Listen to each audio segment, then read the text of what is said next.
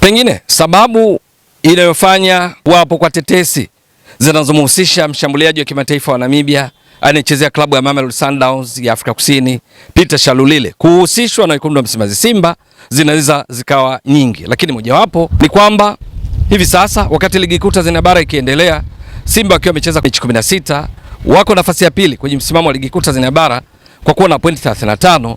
Simba inaposhambulia wachezaji wake, uwezo wa kubadilisha nafasi kwa mabao unaonekana kuwa wa chini kulinganisha na vile ambavyo nafasi wanajitengenezea.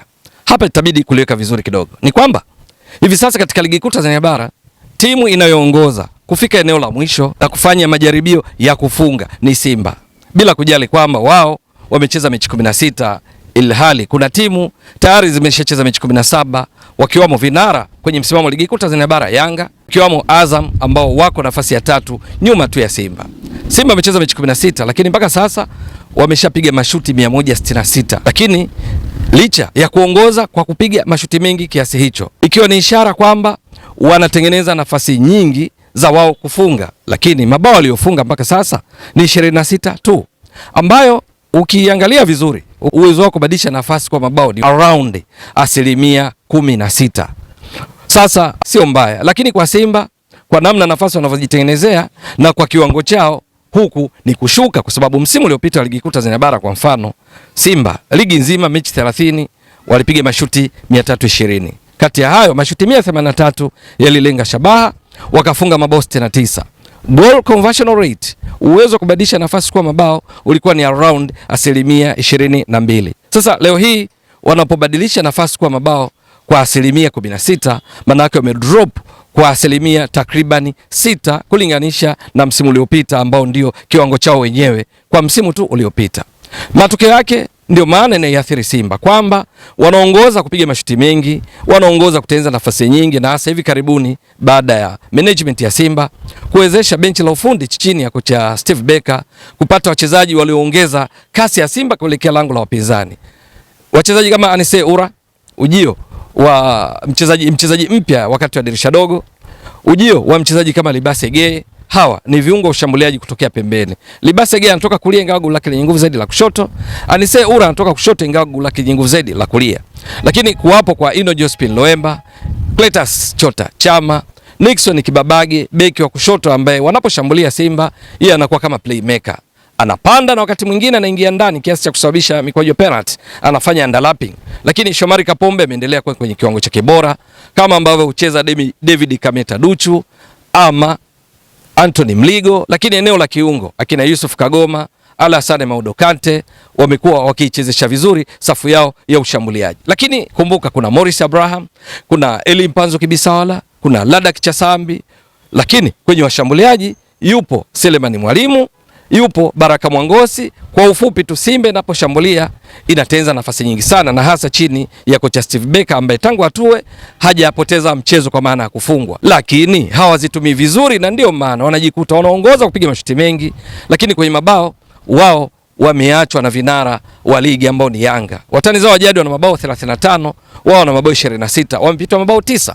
Sasa sababu hii inaweza ikawa mojawapo ya kwa nini mchezaji kama Peter Shalulile, legendari mzoefu katika ligi kuu ya Afrika Kusini, nyota katika klabu ya Mamelodi Sundowns, amekuwa akihusishwa na wekundu wa Msimbazi Simba, kwamba ni sababu mojawapo. Huyu Peter Shalulile ni nani na endapo atatua Simba itakuwa vipi? Kwa kukumbushia tu ni kwamba huyu ni mchezaji wa timu ya taifa ya Namibia. Umri wake kwa sasa ni miaka 32, maana alizaliwa Oktoba 23 mwaka 1993. Miongoni mwa sifa zake kubwa akiwa na urefu wa around 45 na inchi 9, goli lenye nguvu zaidi la kulia. Ndani ya klabu yake ya Mamelodi Sundowns huvalia jezi nambari 38. Ni uwezo wa kujua wapi pa kusimama ili kufunga. Ndio matokeo yake katika ligi kuu ya Afrika Kusini tokea kuanzishwa kwake ikiitwa PSL, ligi kuu ya Afrika Kusini, mchezaji anayeongoza kwa kufunga mabao mengi ni huyu Peter Shalulile ambaye mpaka sasa ameshafunga mabao 130 na kuwa ndiye all time goal scorer katika ligi kuu ya Afrika Kusini. Hiyo peke yake yatosha kwa ujumbe kwamba kama anaendeleza kiwango chake na endapo tetesi hizi zinakuwa za kweli, Simba wanatimiza jaribio la kumpata endapo nao kweli wanamhitaji, maana ni tetesi, basi miongoni mwa faida watakazozipata ni kuwa na mchezaji ambaye ana uzoefu wa kujua wapi pa kusimama ili aweze kufunga. Ni mzoefu katika michuano mbalimbali. Mbali na kuitumikia timu ya taifa ya Namibia, lakini ubingwa wa Mamelodi Sundowns katika PSL back to back kwa misimu kadhaa sasa wakichukua, yeye ni mmoja kati ya wachezaji nyota ndani ya kikosi chao. Ndio. Hivi sasa katika ligi ya mabingwa barani Afrika, Mamelodi Sundowns wapo hatua ya nusu finali, wanatarajiwa kucheza siku ya tarehe 12 dhidi ya Esperance de Tunis katika mchezo wa kwanza wa nusu finali baada ya kufanikiwa kuwatoa Stade Malien kwa mabao 3-2. Sasa yeye ni miongoni mwa wachezaji ambao wanakwenda nusu finali ligi ya mabingwa wakiwa na Mamelodi Sundowns.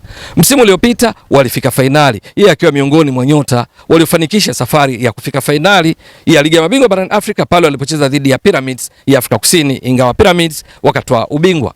Katika ligi kuu ya Afrika Kusini kwenye msimu huu timu yake imecheza mechi 22, lakini kimsingi kwa msimu huu hajatumika sana kwa sababu amecheza mechi 10, lakini kwenye hizo mechi 10 dakika alizocheza ni 488. Around dakika 49 kila mchezo, kwa lugha nyingine dakika 48 plus, ndio maana nasema around dakika 89 kila mchezo. Nini amefanya? Amepiga mashuti 23, 10 amelenga shabaha, amefunga mabao 3.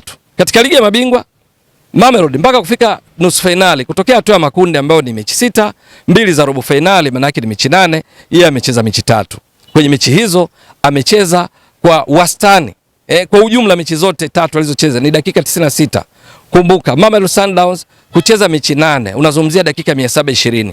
Kwa hiyo kutumika kwake ni around 13% ukipima dakika alizocheza ambazo ni 96 na dakika ambazo timu yake imecheza katika mechi 8 za ligi ya mabingwa kutokea hatua ya makundi na robo finali. Kwa lugha nyingine dakika 96 katika dakika 720.